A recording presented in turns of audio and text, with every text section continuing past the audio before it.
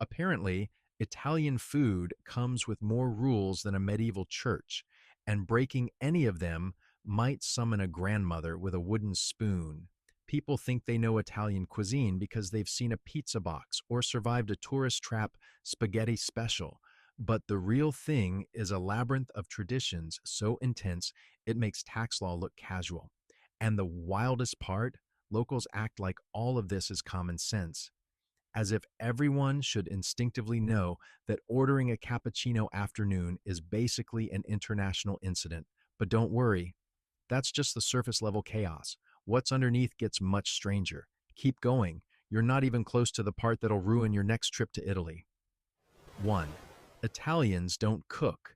They perform sacred rituals disguised as weekday meals. Let me explain.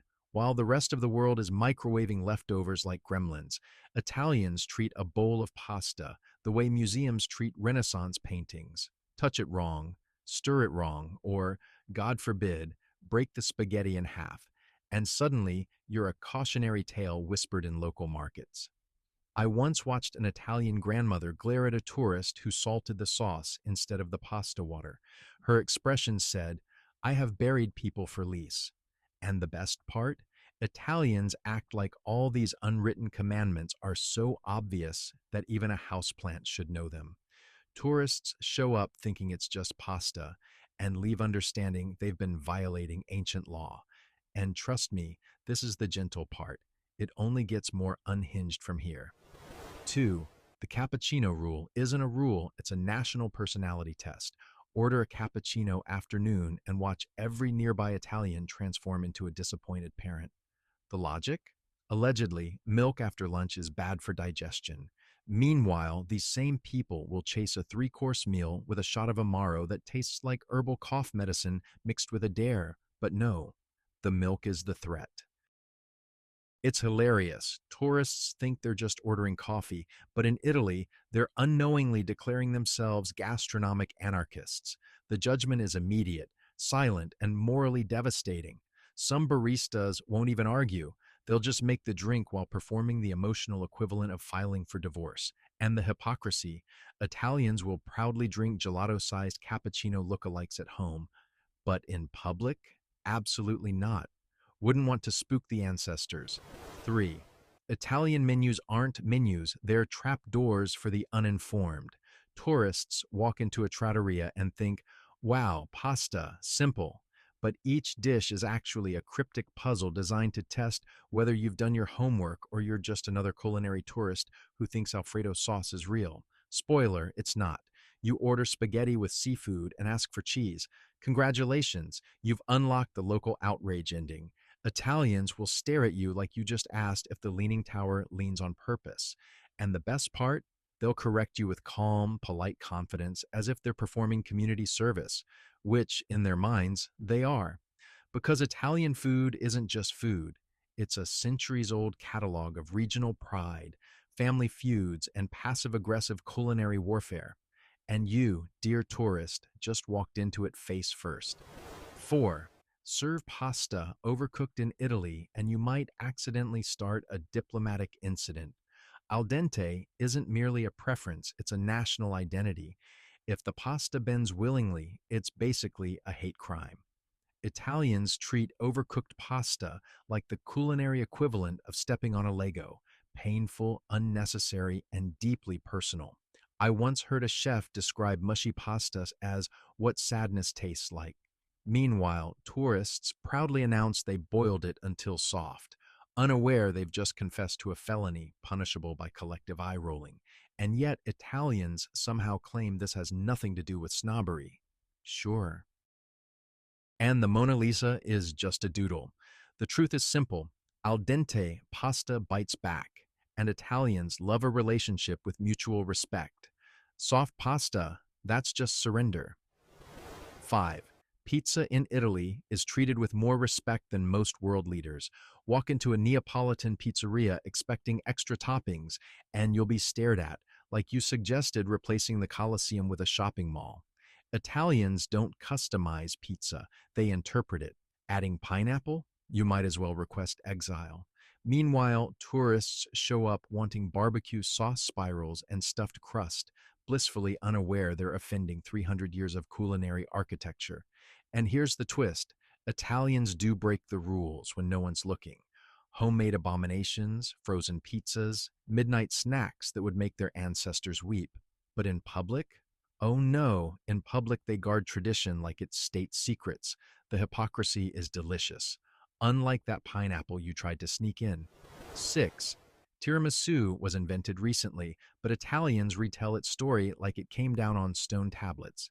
People imagine that tiramisu is some ancient Venetian dessert handcrafted by monks with too much time and mascarpone. Reality check: it appeared in the 1960s. You know what else appeared in the 1960s? Color TV. But Italians talk about tiramisu like it predates oxygen, and heaven forbid you suggest any variation. Pistachio tiramisu, strawberry tiramisu. No, they whisper, horrified. That is not tiramisu. Meanwhile, every bakery is selling 14 versions because capitalism beats tradition every time. The contradiction is stunning, like watching someone protect ancient treasure while mass producing tourist versions at 12 euros a slice. But hey, heritage is heritage, even if it's younger than most grandparents. 7. Olive oil in Italy is treated like luxury perfume, sniffed, judged, and worshipped. The rest of the world dumps olive oil into pans like it's cooking lubricant. Italians. No. They swirl it, smell it, and analyze it with the seriousness of wine critics evaluating an existential crisis. I've seen people taste olive oil with the same expression a detective uses when solving a murder. And if the oil isn't cold pressed, extra virgin, locally sourced, and blessed by the agricultural gods, forget it. And yet, Italians cook with cheap oil at home like the rest of us. They just hide it in unlabeled bottles so no visiting relatives can shame them. The duality is stunning. Public oil snobbery, private budget cooking. A perfect system, really. 8. Italians claim they don't snack, which is adorable considering the number of bakeries per block. Ask an Italian, do you snack? And they'll instantly say no. Snacking is barbaric, uncivilized, a sign of weak moral fiber. Then watch them not snack on a cornetto at 11, a slice of focaccia at 12, gelato at 3, and another tiny bite of something fried at 5. But that's not snacking, no. That's fueling the day. Italians have rebranded eating between meals as a cultural ritual, which honestly is a move I respect. Meanwhile, tourists collapse from carb overload, wondering how Italians stay thin. Easy, they deny everything, especially the snacking. 9. Italian grandmothers run households like culinary dictatorships. Every Italian family has a nonna who enforces food traditions with absolute authority. These women could overthrow governments armed solely with wooden spoons and disappointment. You think you're full? Nonna disagrees. You think you can leave food on the plate? Nonna strongly advises against such life choices, and if you try to help in the kitchen, you'll be escorted out and told you're doing it wrong. Tourists romanticize the experience, unaware they've stepped into a benevolent food monarchy. To survive, you must nod, eat, and never mention you're gluten-free. 10. Ordering Alfredo pasta in Italy is like asking where Hogwarts is in London. A beautiful fantasy, adored worldwide, and completely fictional in its supposed homeland. Alfredo exists, technically, but not the sauce Americans worship like creamy religion. Tourists come to Rome demanding Alfredo like it's a human right, and Italians stare at them with the pity you reserve for someone who got scammed online. The dish was invented for Americans, exported, inflated, and mythologized into something Italy barely acknowledges. It's culinary fan fiction. But hey, at least it tastes good. 11. Seafood pasta comes with a strict no-cheese policy that Italians enforce like airport security. Try sprinkling parmesan onto a plate of spaghetti alle vongole and watch an Italian react as if you just tried to poison the ocean. The logic? Cheese overpowers the delicate flavor of seafood. Fair, but then explain why they drown half their dishes in enough pecorino to choke a goat. The inconsistency is magnificent. Italians don't care. The rule exists and therefore must be obeyed. Meanwhile, tourists keep trying, fueled by blind optimism and ignorance. 12. Italians believe tomato sauce tastes better in Italy because of the soil, not because they use actual tomatoes. Ask why Italian sauce tastes magical, and they'll say it's the land, the sun, the air, basically everything except the real explanation. Italians just use better tomatoes and don't water down the sauce like they're running a budget soup kitchen, but I admire the myth making. It's charmingly dramatic. Tourists go home trying to replicate the taste, unaware that using canned tomatoes called Tuscan Dream from aisle 4 is not the same as the real thing. But hope springs eternal. 13. Italian gelato has propaganda level marketing, and honestly, it deserves it. Gelato shops brag about using fresh ingredients, which sounds impressive until you remember that this is the bare minimum for food. Still, Italians act like gelato is a national miracle that descended from the heavens. And when you taste it, you begin to suspect they might be right. Tourists binge on it like it's emotional support dairy, but Italians, they'll judge you for eating gelato in winter because it's not the season, as if sugar has a climate preference. Hypocrisy, absolutely. Will I stop eating gelato year-round? Absolutely not. 14. Italian bread tastes dry on purpose. It's basically a sponge for olive oil. Tourists bite into Italian bread expecting soft, buttery goodness, and instead get medieval building material. But that's intentional. The bread exists to transport olive oil into your mouth. Alone, it's a culinary disappointment. Paired with oil, transcendent. Italians pretend this is obvious, mocking tourists who innocently ask for butter like they've requested ketchup at a funeral. The joke's on us. The bread is dry because butter is expensive and olive oil is everywhere. Practicality disguised as tradition. Classic Italy. 15. Aperitivo is marketed as a light pre-dinner snack, which is hilarious considering it feeds a small army. Italians describe aperitivo as a gentle warm-up to dinner, a drink and a few bites.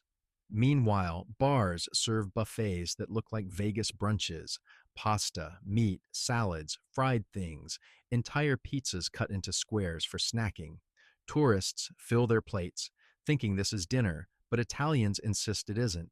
Then they go home and eat a full meal anyway, because metabolism is apparently a controlled superpower here. The contradiction is delightful. A country that claims not to snack has invented the world's largest snack tradition. Bravo. 16. Italians claim they don't eat heavy dinners, which is adorable considering their dinners could defeat a mid-sized Viking. They'll swear up and down that the evening meal should be light, delicate, practically spiritual. Then they proceed to eat enough carbohydrates to power a small electrical grid.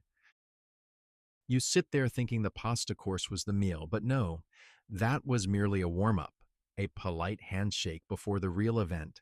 Next comes the meat, then vegetables, then salad, then dessert, then espresso to help digestion, which is funny, because if digestion were a person, it would have just resigned. The hypocrisy is magnificent, but Italians insist it's all perfectly reasonable, and to be fair, they somehow stay thin, which is proof they're either genetically gifted or secretly siphoning calories from tourists. I refuse to investigate further. It's safer not to know. 17. Italian chefs pretend they don't measure ingredients, which is a charming lie on par with "I only drink socially." Ask an Italian cook for a recipe, and they'll shrug like mystical culinary monks. Ah, you just feel it. Feel it? Feel what? The gravitational pull of the moon? But then you watch them cook and realize they absolutely measure. They just do it internally with the precision of a NASA engineer.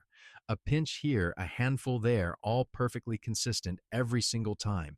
Meanwhile, tourists go home and try just feeling it, producing sauces that taste like emotional instability. Italians claim it's instinct, heritage, intuition. Personally, I suspect they're born with built-in kitchen calibration systems, the way birds know how to migrate.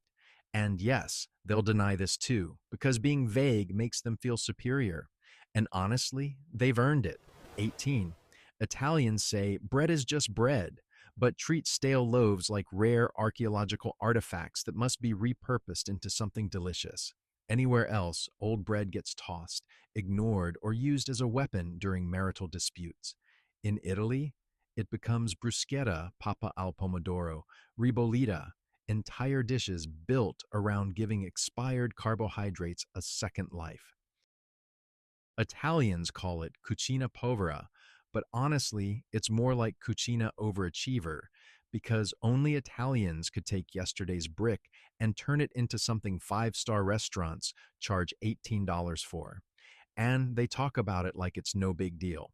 Meanwhile, tourists watch this resurrection ritual unfold in awe, wondering if Italian bread is secretly immortal. Spoiler, it is. Stale Italian bread could probably survive a nuclear blast and still come back as soup. Truly, nothing in this country is wasted except tourist expectations. 19. Italian food rules change depending on who you ask, which means there are no rules. Just regional turf wars disguised as culinary advice. Ask one Italian how to make ragu, and they'll give you a 20-minute monologue delivered like courtroom testimony. Ask another Italian 5 minutes away, and they'll insist the first person is a culinary criminal. It's like watching rival cults politely argue about sauce. And the best part? Every region believes they invented everything, including dishes clearly not from their region. The confidence is incredible. Meanwhile, tourists try to learn the authentic way, not realizing authenticity in Italy is basically a family feud with tomatoes. And no matter which version you follow, someone somewhere will inform you that you're wrong with a smile, because in Italy, being right is a birthright, and being wrong is your job. 20. Italian gelato flavors follow no logical system, unless that system is whatever Nonna dreamed last night. Sure, you've got classics like pistachio and hazelnut, but then you stumble upon flavors like ricotta pear, basil lemon, or something cryptically labeled Nana's Garden, which tastes like emotional trauma mixed with herbs. Italians insist these flavors are traditional, seasonal, deeply cultural, despite the fact that everyone outside that specific town has never heard of them. Meanwhile, tourists pick what they know and instantly out themselves as foreigners. But here's the twist. Italians themselves don't know half their own flavors. They just nod sagely and pretend, because the true Italian pastime isn't eating gelato.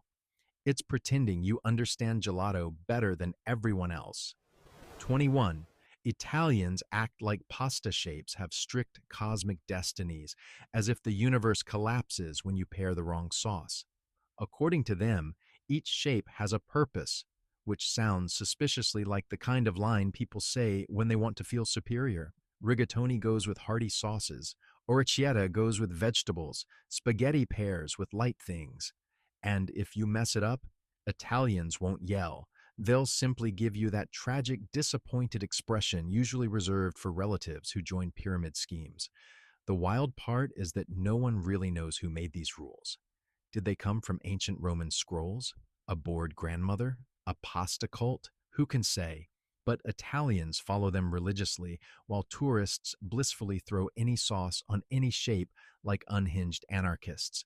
And honestly, I respect the chaos. 22. Italians insist espresso must be consumed in 2 to 3 sips, like a tiny caffeinated sacrament, while judging tourists who treat it like a beverage. You order espresso thinking it's a drink, but in Italy, it's more like a liquid punctuation mark. It's fast, sharp, and socially regulated with the kind of precision usually seen in military drills. Italians waltz into a bar, toss back their espresso like a shot of I survived another day, and leave within 45 seconds.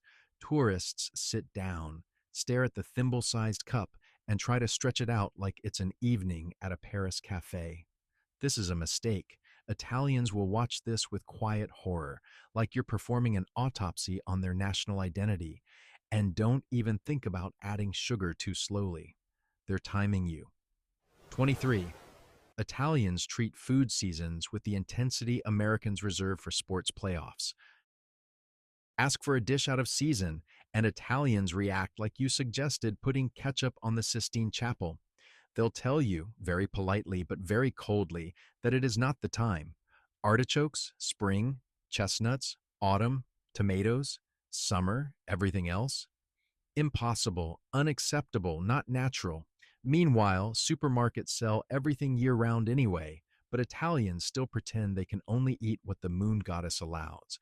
Tourists wander around, wondering why no one will serve them their favorite dish in October. Italians smile and say, it is not the season, while clearly eating it at home. Because the first rule of Italian cuisine is, the rules apply only when someone is watching.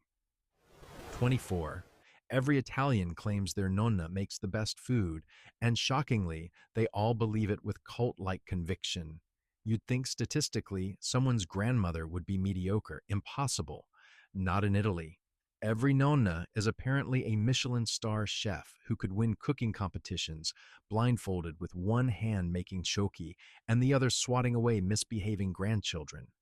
Italians talk about their grandmothers with such reverence that tourists begin to suspect these women have supernatural abilities. And maybe they do, because go into any Italian home, and the food is genuinely incredible, as if the entire nation of grandmothers took a secret oath to personally uphold the country's culinary reputation. Honestly, if Italy ever formed a government run by nonnas, the world would be safer, better fed, and definitely more afraid. 25. Italians swear they've never heard of garlic bread, which is fascinating because they absolutely eat garlic and absolutely eat bread. Somehow, combining the two creates a dish so American that Italians treat it like a science experiment gone wrong. Tourists ask for garlic bread and Italians recoil as if asked to commit tax fraud. They'll insist it doesn't exist here, even though bruschetta al pomodoro is basically garlic bread with tomatoes doing a fashion show on top. But calling it garlic bread? Out of the question. It's the branding that offends them. Italy's whole aesthetic collapses when you rename something too bluntly, call it pane aromatico, and suddenly they'll serve it proudly. It's all marketing, really. 26. Italians use food as emotional communication, which is adorable until you realize how dangerous it is. Happiness, eat. Sadness, eat. Celebration, eat. Grief, eat twice. Italians don't talk about feelings. They plate them. You refuse a second serving, and they assume you're depressed, angry, or secretly dying. I once told an Italian host I was full, and she responded like I had personally insulted her lineage. Food is love here, which is sweet until you realize they will love you until you physically cannot stand up. And somehow they still wonder why tourists roll home like overfed house cats after a week. 27. Italian sandwich shops operate with the efficiency and emotional intensity of a courtroom trial. You ask for a simple panino, and suddenly you're answering questions about which salumi you prefer, which cheese pairs correctly, and whether you have any shame requesting mayonnaise. Italians don't customize sandwiches, they interrogate them. Meanwhile, tourists choke under the pressure, choosing ingredients like they're entering witness protection. The locals behind you sigh dramatically because they already know their order, their children's orders, and their descendants' future orders. And when you finally receive your panino, it's perfect, which only increases the shame you feel for not knowing how to order it in the first place. 28. Italians treat balsamic vinegar like holy water, sacred, rare, and definitely not something to splash on salad like a bored teenager. Real balsamic from Medina ages longer than some marriages. But tourists don't know this. They drown their salad in cheap balsamic syrup and proudly declare, I love Italian cuisine. Meanwhile, Italians watch this tragedy unfold with the despair of museum curators watching toddlers finger paint on artifacts. True balsamic is measured in droplets, like you're performing an alchemical ritual. Anything more is barbarism. And yet, Italians happily sell tourists giant bottles of fake balsamic because capitalism always wins. And honestly, fair play. 29. Every Italian town claims to have invented some dish, and they will absolutely fight you over it. Bologna invented ragu, Naples invented pizza, Rome invented carbonara. Each region treats culinary origin stories like legally binding contracts, suggest another origin, and Italians respond like lawyers preparing litigation. It's hilarious watching tourists innocently mention that someone else might have invented it because Italians immediately unify against the blasphemy. And the truth, many of these dishes evolved gradually, but don't tell Italians that. They prefer the myth. Myths taste better anyway. 30. Italian leftovers are basically classified documents, handled carefully, protected fiercely, and reheated with the seriousness of a national ritual. Italians don't just reheat food, they revive it. Pasta becomes frittata, bread becomes soup, vegetables become antipasti. It's like culinary reincarnation. Meanwhile, tourists throw leftovers in the microwave and call it a day, prompting Italians to age 10 years out of sheer disgust. Food in Italy never truly dies. It just changes forms like a carb-loaded Pokemon. And honestly, I respect that. 31. Italians insist their food tastes better in Italy, which sounds arrogant until you realize they're absolutely right and painfully aware of it.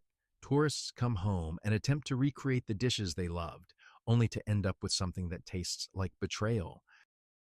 Italians claim it's the ingredients, the land, or the tradition, but deep down, they know the truth. Italian food stays incredible in Italy because Italians refuse to allow it to be anything less. Everywhere else, it becomes a distant, sad echo, and Italians love this. They thrive on it. It is their greatest cultural flex, and you know what? They've earned it. And there you go. Italy's secret culinary chaos exposed, one bewildering tradition at a time. If your brain survived that roller coaster of sacred pasta laws and espresso-based judgment, congratulations, you're already doing better than most tourists. Now tell me in the comments which secret deserves jail time and which one are you still pretending makes sense. Go argue, go vote, go confess your own food crimes. I'll be judging quietly.